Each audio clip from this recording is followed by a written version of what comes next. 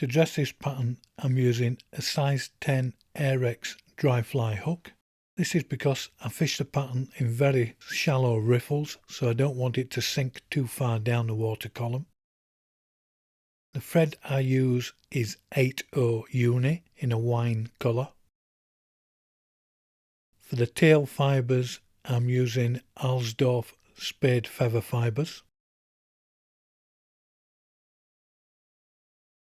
For the body, I use fur taken from the base of a fox's ear.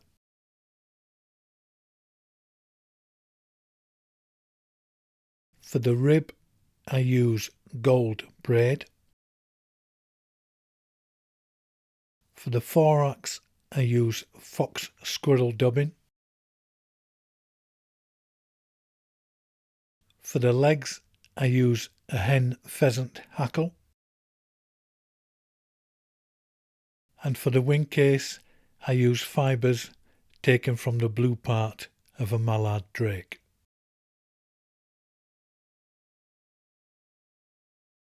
Now to dress the fly, I come in with my tying thread and I trap it down directly behind the hook before bringing those thread wraps, about 10 wraps, down the hook shank.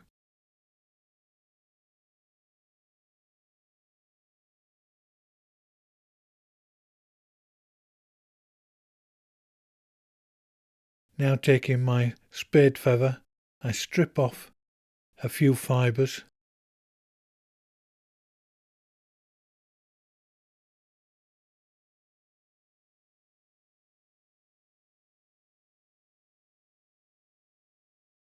and just trim off those little butt sections there so it lies flat. Now I judge the length I want my tail fibres and I trap them down with nice tight turns of thread. Now coming in with my braid, I again trap this down with my tying thread. And now I'm bringing the thread down the hook shank in nice tight touching turns, binding those tail fibres and the rib firmly down onto the hook shank.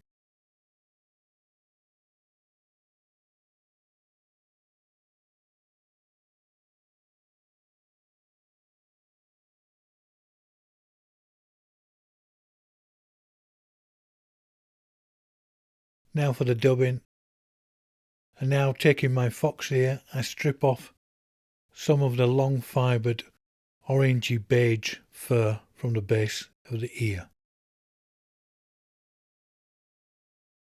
And because it's a long staple, it's quite easy to dub onto your thread, so you just create a nice neat dubbing noodle.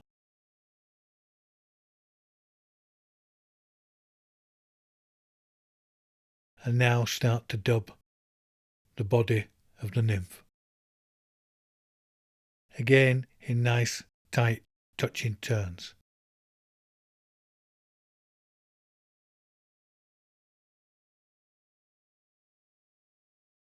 Looks like I need a bit more here.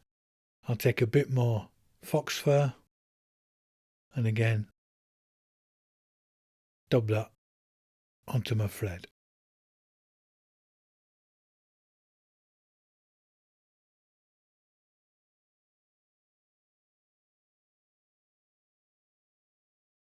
There we are. Now I'll take my braid and I'll start to form a nice, tight and symmetrical rib to the nymph.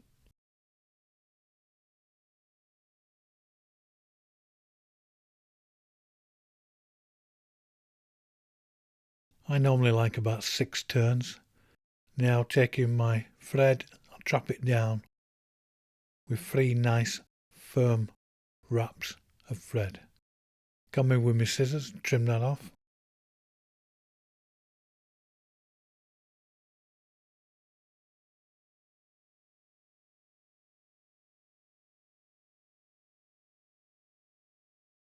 And now for the wing case, I use a few fibres taken from the blue part of a mallard drake. And I bind them onto the hook with the blue part down, so then when I pull my wing case back over the thorax, the blue edge will be on the outside. Now just take my scissors and trim a few of those fibres off. And now come in with me tying thread, and I just use the rack of the eye to see how long I want those wing cases. I generally dress my nymphs with the wing case about a third of the length of the body.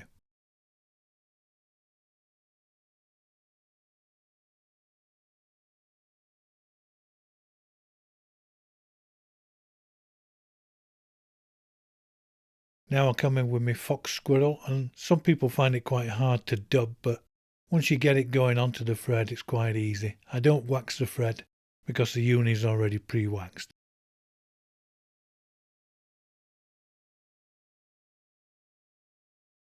And now I start to build up a nice thorax of fox squirrel dubbing.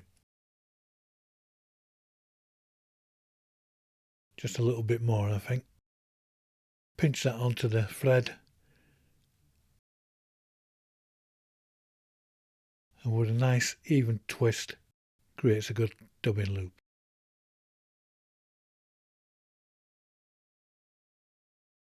Pull those fibres off again, twist them onto the thread and reapply some more dubbing.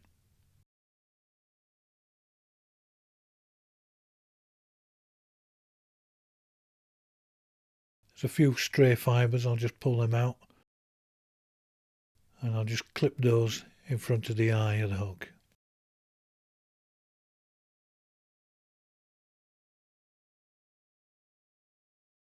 Now taking my hen pheasant hackle, I'm going to strip the fibres back to expose a small tip.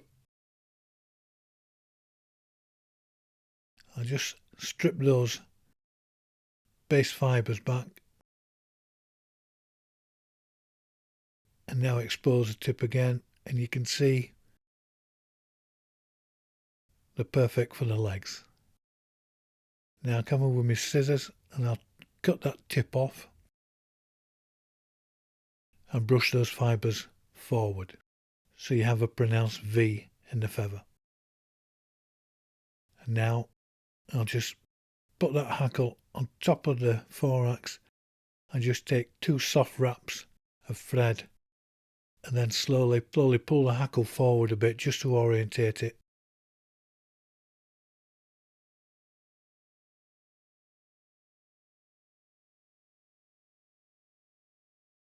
Come in with my scissors, trim that butt section off, and now I pull my mallard fibres through the existing hen pheasant hackle so it splays the fibres into a legs formation. Now taking my tying thread, I'm just going to bind down that wing case.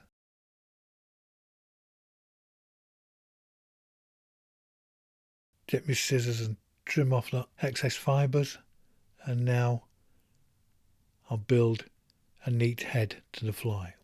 Just a few more wraps. Coming with my whip finish tool, and now I'll start to form a nice firm whip finish to the nymph. Pull it tight, trim off the thread,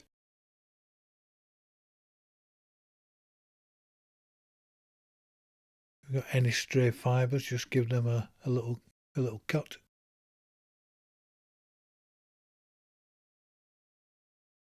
I'll just tease those fox squirrel dubbing fibres out. There we have the Fox Ear Nymph.